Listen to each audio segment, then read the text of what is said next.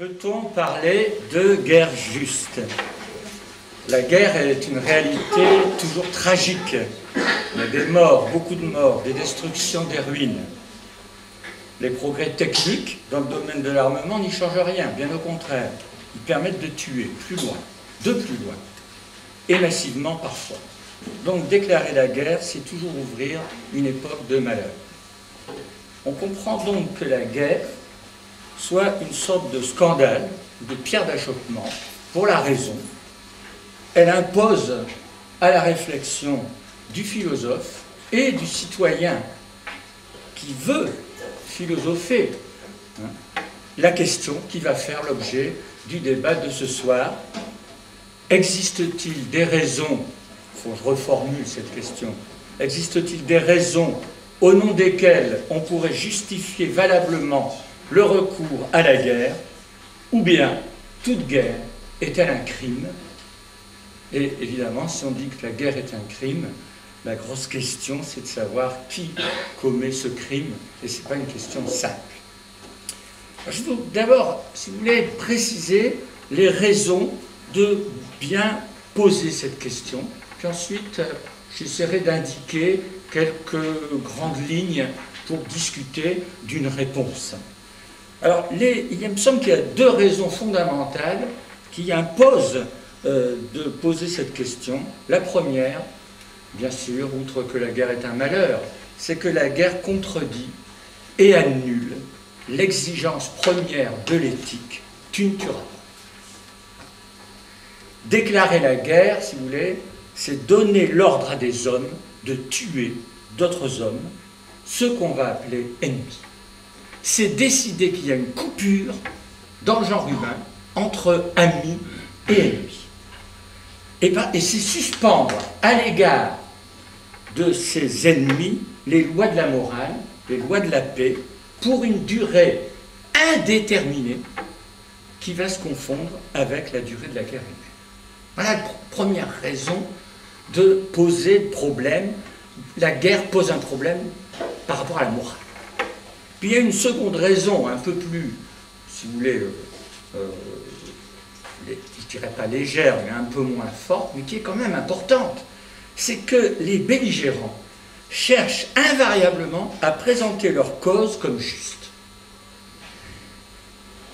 Souvent ils mentent, ils s'y prennent de manière maladroite, mais il n'existe pas d'État, de belligérant qui n'essaie de faire comprendre, notamment à ses propres citoyens, quand il s'agit d'un État, que la guerre qui est entreprise est justifiée.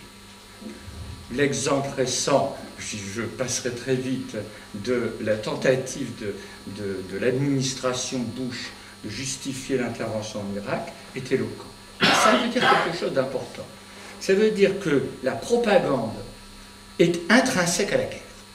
Il n'y a pas de guerre sans propagande sur la justice de la guerre. Voilà. Et par conséquent, eh bien, puisque cette propagande existe, elle fait appel à l'idée de guerre juste et on est obligé de l'examiner. Encore avant de vous présenter un petit peu les éléments de la discussion, je ferai encore une ou deux remarques pour montrer la complexité quand même du sujet. Et d'abord, sur la guerre elle-même, je dois dire qu'il faut tenir compte, bien sûr, de l'historicité, du caractère historique des guerres, d'ailleurs l'évolution des guerres. Et cependant, il y a quelque chose qui me paraît important à noter, qui est discuté, qui est discutable, mais qui me semble essentiel, c'est que la guerre n'est pas une relation d'individu privé à individu privé. C'est quelque chose d'important. C'est-à-dire que la guerre va concerner le politique. Va avoir une relation au politique. Elle va être une relation d'État à État, de peuple à peuple, de groupe à groupe. Ça peut être extrêmement flou, mais elle n'est pas une relation d'individu à individu. Autrement dit, l'inimitié privée et l'hostilité sont deux choses différentes. On peut être inimicus, c'est-à-dire dans un conflit privé, ça n'est pas la même chose que être hostis. Voilà. C'est une distinction latine qui est importante. Donc c'est en tant en général, qu'on fait partie d'une cité, d'une nation ou d'un peuple, qu'on est amené à faire la guerre. Dans les tranchées, les gens qui tiraient en face n'avaient pas d'ennemis privés en face. Voilà. C'est quelque chose d'essentiel. Hein. Ils avaient des ennemis, mais pas des ennemis privés, pas des inimicus. Et de ce fait, la guerre devient complexe, parce qu'on se comprend, comme le dit Alain, ce que je dis là, c'est une idée, si vous voulez, de Rousseau. Rousseau a montré qu'il ne peut pas y avoir que l'idée de Hobbes d'une guerre de chacun contre chacun n'a pas de sens. Donc on arrive à cette idée de Alain, cette formule de Alain qui est assez intéressante. Alain dit ceci, qui peut faire réfléchir. Plus l'homme est sociable, plus il est guerrier. Plus l'homme est sociable, plus il est guerrier. Une guerre ne peut commencer que par l'obéissance, qui est au principe de la vertu sociale. Elle ne peut durer que si les hommes qui la font aiment réellement autre chose qu'eux-mêmes. Alors, quelle autre chose qu'eux-mêmes? C'est à déterminer. Mais Alain, dans ses réflexions sur la guerre, cite Vauvenargues, qui disait ceci, et ça montre bien la complexité de la guerre. Le vice fomente les guerres, la vertu combat. Il y a quelque chose de paradoxal. La deuxième chose que je voudrais rappeler sur la guerre, c'est que dans la guerre, en général, on fait parler des armes, mais comme j'ai dit tout à l'heure, au nom d'un droit. Il y a toujours un droit qui est revendiqué dans la guerre. C'est-à-dire que, par exemple, on veut un droit à un certain territoire, à une terre, à une sécurité. On dit, voilà, nous avons un droit à la sécurité. Mais la guerre n'est pas simplement un conflit des droits. Elle est rendue terrible parce qu'il y a un conflit des droits à la base, mais la guerre n'est pas simplement un conflit des droits, elle est la décision de trancher ce conflit par la force. Voilà, voilà pourquoi la guerre pose énormément de questions du point de vue moral. Hein. Et je dirais encore un dernier mot, puis après j'ouvrirai le débat. Je dirais que la guerre peut être jugée, disons, deux fois. Voilà, deux fois. C'est-à-dire que quand on veut juger la guerre, parce qu'au fond, le sujet que je vous propose, c'est un sujet qui consiste à s'interroger sur le jugement qu'on peut porter sur la guerre. Quand on peut juger la guerre deux fois. On peut la juger, disons, à partir des raisons ou des causes qui l'ont provoquée, et puis on peut la juger, si vous voulez, en ce qui concerne la manière de la conduire ou les moyens qu'on adopte pour la conduire. Par exemple, la guerre du Vietnam des États-Unis, on peut la juger à partir des moyens que les États-Unis ont employés. À ce moment-là, on dira, par exemple, on peut discuter de savoir si défolier les forêts, bombarder au napalm, c'est un moyen valable ou non. Et puis on peut la juger à partir des raisons que les États-Unis ont eues, avaient ou ont invoquées pour faire cette guerre, défendre le monde libre. Il y a donc deux jugements différents. Et il est bien évident que ce soir, je me consacrerai surtout à la deuxième question, les raisons qui pourraient éventuellement justifier la guerre. Mais que je ne néglige pas l'importance de l'autre question, qui est celle des moyens de la guerre. Donc, vous savez, ce sujet a été traité depuis... ça remonte au Moyen-Âge, et les philosophes du Moyen-Âge distinguaient donc le droit à la guerre, les raisons qui donneraient droit à la guerre, et le droit dans la guerre. Et ça reste de nos jours à travers les questions de conventions internationales, etc. Voilà, voilà pour un peu ce sujet complexe. Alors, au fond, en y réfléchissant, je me suis dit, je ne peux pas donner une réponse directe, mais je pense qu'il y a trois positions possibles sur cette question qui doivent faire l'objet de notre débat. Il y a une première position que j'appellerais un peu belliciste quand même, qui consiste à dire qu'il faut séparer la politique et la morale. C'est-à-dire que la vocation de l'État, du prince, du gouvernement, est d'abord de servir les intérêts, la puissance de l'État dont ils ont la charge, et c'est en fonction de ce but d'intérêt ou de puissance qu'on doit juger, si vous voulez, leurs actions, et notamment juger éventuellement les guerres qu'ils entreprennent. Vous voyez ? Un ministre des Affaires étrangères a récemment rappelé que la diplomatie et les droits de l'homme, ça fait deux choses différentes. Ben, c'est un peu ce que disaient aussi, comme on va le voir, Machiavel et Hegel. C'est-à-dire qu'ils distinguaient le problème moral du problème politique et ils autonomisaient le politique. Voilà. Et Hegel, par exemple, nous dit qu'il ne faut pas regarder l'histoire, je le cite, par le trou de serrure de la moralité. Il ne faut pas... Les guerres du grand homme, par exemple de Napoléon, ou de César, ou d'Alexandre, sont un moment nécessaire de l'histoire. Il écrit sur les grands hommes, une si grande figure écrase nécessairement maintes fleurs innocentes, ruine maintes choses sur son passage. Donc Hegel dit oui, il y a certainement un mal ou un malheur dans la guerre, mais on ne doit pas juger la guerre d'un point de vue moral, il faut la juger d'un autre point de vue, qui est celui de l'État, de la puissance, du développement de cette puissance, voire du droit nouveau que crée la guerre. Bon. Et vous avez la même chose avec Machiavel de façon encore plus claire. C'est-à-dire que Machiavel, lui aussi, établit dans son traité, Le Prince, une rigoureuse séparation de la politique et de la morale. Il faut, je le cite, affirme-t-il, qu'un prince ait l'entendement prêt à tourner selon que vent de fortune et variation des choses lui commandent, et ne s'éloigner pas du bien s'il peut, mais savoir entrer au mal s'il y a nécessité. Donc le critère ultime de la politique, c'est donc non pas le bien moral, mais une certaine efficacité, la prise en compte de la nécessité, la prise en compte des intérêts de puissance. Et vous voyez que si on adopte, voilà une position possible. C'est une position que j'appelle belliciste parce qu'elle revient à dire que le droit à la guerre fait partie de la définition même de la souveraineté étatique. Voilà. Et que ce droit ne doit pas être mesuré à des critères moraux. Voilà ce que disent Hegel ou Machiavel.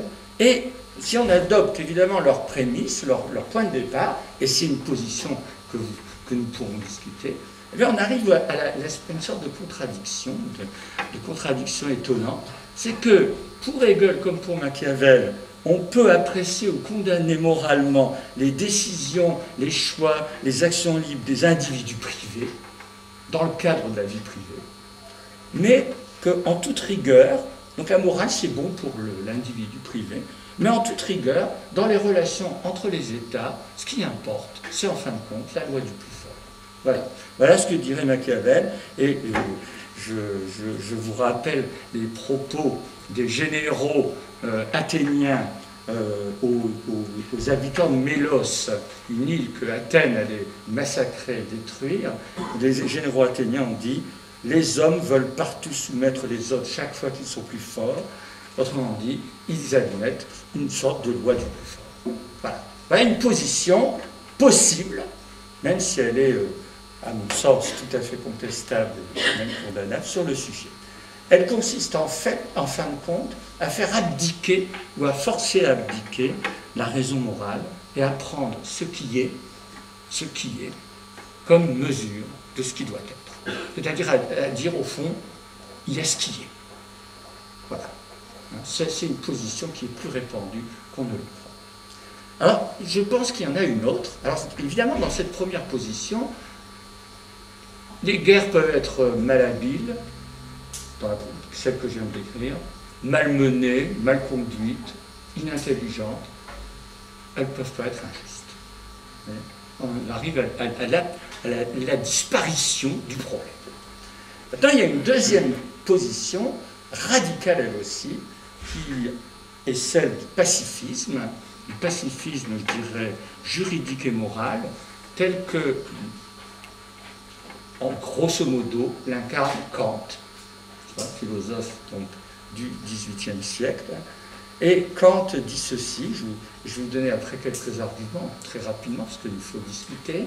Kant dit ceci, la raison morale, moralement pratique, exprime en nous son veto irrésistible il ne doit pas y avoir de guerre, ni celle qui peut intervenir entre toi et moi dans l'état de nature, ni celle qui peut surgir entre nous en tant qu'État, voyez, on passe du toi au nous, hein, en tant qu'État, car telle n'est pas la manière dont chacun doit rechercher son droit. Voilà. On dit, Kant réintroduit, oui, le point de vue de la raison morale dans la politique. Et je vais indiquer brièvement 3-4 arguments qu'il donne pour, au fond, nous amener à comprendre que choisir la guerre, c'est un crime, quelle que soit la cause. Quelle que soit la cause qui est en cause, si je puis dire. C'est ça le fond du problème de Kant. Et il donnerait, je pense, les raisons suivantes. La première, c'est que quand une intention ne suffit pas à justifier l'action. Il faut toujours tenir compte du moyen et examiner le coût du moyen. Donc quand on décide de faire de la guerre pour une cause quelle qu'elle soit, même si elle est humanitaire, même si elle est charitable, puisque saint Thomas d'Aquin parlait de guerre charitable, même si elle est charitable, il faut examiner le coût du moyen. On ne peut pas s'abstenir de considérer le moyen. Et, si vous voulez, d'un certain point de vue, si vous considérez que la paix est en soi préférable à la guerre, tout moyen de guerre est, d'une certaine manière, condamnable. Le deuxième point que Kant va défendre, c'est très important, c'est l'idée que la guerre est dans son principe une négation infinie du droit. C'est-à-dire que j'affirme mon droit dans la guerre, mais dans la mesure où je recours à la force pour imposer mon droit, je nie infiniment le droit. Car qu'est-ce qui est le principe du droit? Je nie pas simplement un droit, je nie le principe même du droit. Car le principe du droit, dit Kant, c'est l'arbitrage. C'est le recours à l'arbitrage, voilà, au procès, à l'argumentation, à la parole. Voilà. Tandis que quand je décide de faire la guerre, eh bien là, je recours à la force. Donc, je nie, je détruis le principe infini du droit. Voilà une deuxième raison de Kant. La troisième, c'est que la guerre, de toute façon, est négation non pas seulement du principe du droit, mais des droits de l'homme, radicalement. Aussi bien des droits de ceux contre qui on fait la guerre, que des droits de ceux qui vont devoir la faire. Voyez ? Parce qu'il y a les deux qui sont niés dans la guerre. Parce que la guerre va... Si je relis par exemple le début de la Déclaration américaine des droits de l'homme, vérité suivante pour évidente, par elle-même, tous les hommes ont été créés égaux. Le Créateur leur a conféré des droits inaliénables dont les premiers sont le droit à la vie, le droit à la liberté, le droit au bonheur. Voilà les trois droits, ça se discute, hein, comme tous les textes fondateurs, les trois droits que les législateurs américains avaient reconnus. Ben, si je déclare la guerre, d'abord le droit à la vie, il est suspendu, on l'a dit tout à l'heure. Le droit au bonheur, il est précaire. Quant à la liberté, bien le droit à la liberté, il est mis en cause parce que la guerre va être une tyrannie. La guerre va peu à peu être imposée comme une tyrannie, non seulement à ceux à qui on fait la guerre, mais aussi sur ceux qui doivent la faire. Si vous voulez, la guerre poserait moins de problèmes si c'était un tournoi. Si des gens, des chevaliers, vont dans la liste et disent « bon, bah, c'est un jeu, on fait un tournoi, on y va, bon, on se tue », ils ont choisi. Mais dans la guerre, c'est pas ça. Dans la guerre, on dit « allez, au front ». Et pour faire aller au front, de temps en temps, on exécute. C'est une tyrannie. Donc, il y a une négation des droits dans la guerre, et Kant avait bien vu, il pensait que plus les États seraient républicains, moins il y aurait de guerre. Plus les États seraient fondés sur le droit, moins ils seraient tentés de faire la guerre. C'est ce qu'on lit en ce moment dans nos soirées du lundi. Hein. Et enfin, dernier argument, je sais pas, très fort, c'est ce que Clausewitz appelle la montée aux extrêmes. C'est-à-dire que quand on engage une guerre, on s'engage dans un processus qui n'a pas de limite intrinsèque. Voilà. Parce que chacun des adversaires va faire la loi à l'autre. C'est-à-dire qu'ils vont entrer dans une relation mimétique qui va les faire passer d'un certain degré de violence à un degré supérieur. Il y aura une action, une représaille, et ainsi de suite. Et ce mouvement, n'est-ce pas, de monter aux extrêmes, eh bien, finit par aboutir à ce qu'on pourrait appeler la fin de l'éclipse de la raison. L'éclipse de la raison humaine, c'est-à-dire la fin, si vous voulez, de ce qu'il peut y avoir de civilisé dans le comportement de l'homme. Voilà. C'est le thème, ce thème de la montée aux extrêmes qui est chez Clausewitz est déjà chez Homère. Il est déjà le cœur du poème homérique, qui est le premier poème vraiment important de l'humanité qu'on a retenu. Le poème grec d'Homère, c'est un poème sur la guerre. Et qu'est-ce qu'il montre, ce poème? Il montre cette montée aux extrêmes. Il montre qu'au départ, une guerre qui a un but limité, c'est-à-dire récupérer Hélène de Troie, Hélène qui a été enlevée, n'est-ce pas, eh bien, va devenir une guerre qui aboutira à la destruction complète de la cité de Troie, à l'élimination physique de tous les Troyens, n'est-ce pas, et cette montée est des deux côtés. Alors, je pourrais donner un exemple plus historique, c'est l'exemple de la guerre de Carthage. Voici ce que dit un sociologue, Jean Ziegler, dans un livre. 140 ans avant la naissance du Christ, Scipion Émilien brise la résistance de Carthage. Une guerre de rue a précédé sa victoire. Le conquérant romain entre dans une cité de 700 000 habitants, il décide de la raser, des centaines de milliers d'habitants s'enfuient, des dizaines de milliers d'autres sont égorgés, etc. C'est ça la montée aux extrêmes. C'est ce que Simone Weil, qui étudiait, Simone Weil, la philosophe, qui étudiait Homère, a appelé le drame de la force, qui rend... Voilà ce qu'on peut dire. Alors, voilà deux positions donc, qui sont évidemment antithétiques. La première dit, bon, le droit à la guerre est incontestable. La seconde dit, toute guerre est un crime. Et est-ce que cette seconde position est totalement défendable? Voilà le problème majeur qui se pose pour moi. Voyez, la première, je la contesterai bien. C'est un problème majeur pour quelques raisons que je vais indiquer rapidement, sinon je dépasse le temps. J'en suis à, je ne sais pas, 20 minutes peut-être.